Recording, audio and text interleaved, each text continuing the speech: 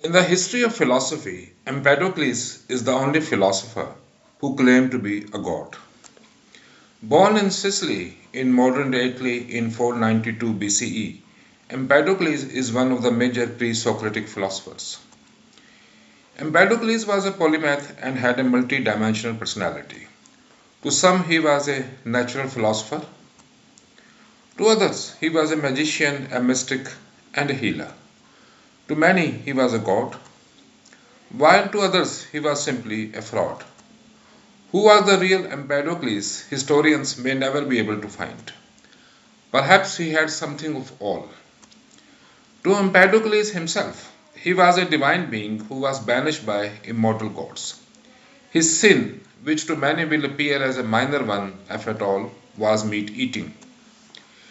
The account of the banishment of Empedocles may have been borrowed from the Greek myth of the god Prometheus, who was punished by Zeus, the chief god, for bringing fire to mankind. By Empedocles' own account, he was forced to suffer successive reincarnations in a purification journey. The good news was that he had now achieved the most perfect of human states and will be reborn as an immortal.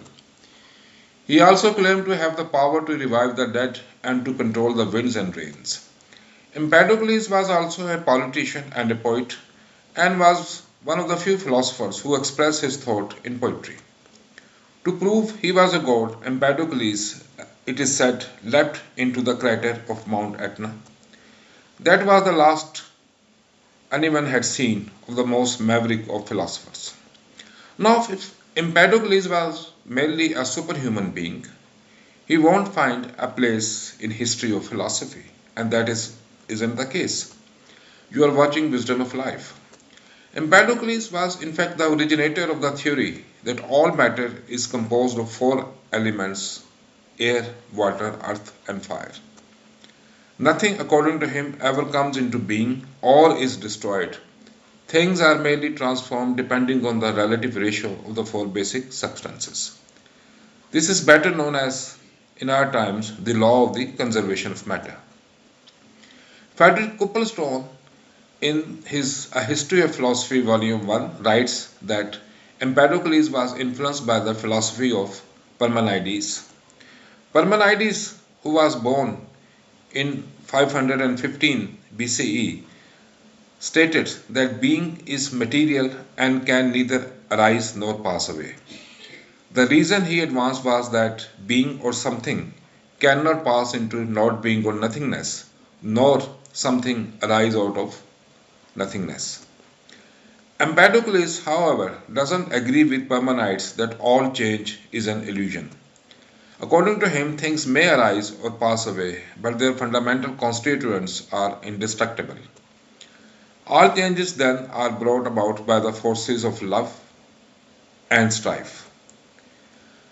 The cosmos arises out of perpetual battle between the two primeval forces of love and strife for domination. So we can present Empedocles' cyclic theory of the origin of the cosmos in this diagram. In the beginning, there is total domination of love, which means all the four elements are completely fused and are indistinguishable. At this stage, there is no life. Then strife begins to increase and our world comes into being. Strife goes on increasing until there is total domination of strife, which means all the four elements are now separate. At this stage, all life is destroyed. Then love begins to assert itself and another world comes into being. Love goes on increasing until there is total domination of love and the cycle is repeated. Empedocles, however, does not explain whether the cosmic change is purely mechanical or governed by intelligence. Empedocles was the first to attempt a scientific theory of evolution. In his view, at the first stage, individual limbs and organs were produced out of the four elements.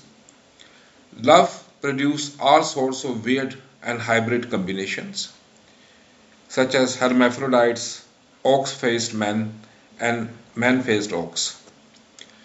Creatures born of disparate parts died out while homogeneous creatures survived. This may be called the principle of natural selection. However, unlike Darwin, in Empedocles there is no gradual evolution of one species into another. Coming to Empedocles' ethics, for him, slaughter and meat eating are the most terrible of sins.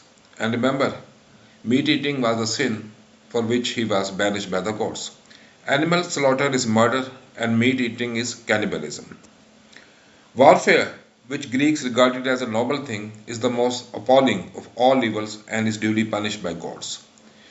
Purification of the soul to achieve individual perfection and social harmony should be the goal of human life. Empedocles is highly critical of Greek gods because of the sacrifice they demand. Originally, according to him, there was one god, love, which resulted in universal harmony. However, Empedocles' one god isn't a personal god as in Abrahamic religions, such as Christianity, Judaism, and Islam. Instead, it is a cosmic force. Empedocles believes in transmigration of the soul. He is reported to have said, I have been in the past a boy and a girl, a shrub and a bird. The doctrine of the transmigration of the soul shows the impact of Pythagoras, who was born about 570 BCE, on Empedocles.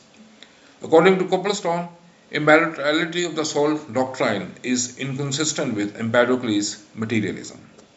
I trust you like this video. Please like, share and subscribe to my channel Wisdom of Life. Thanks for watching.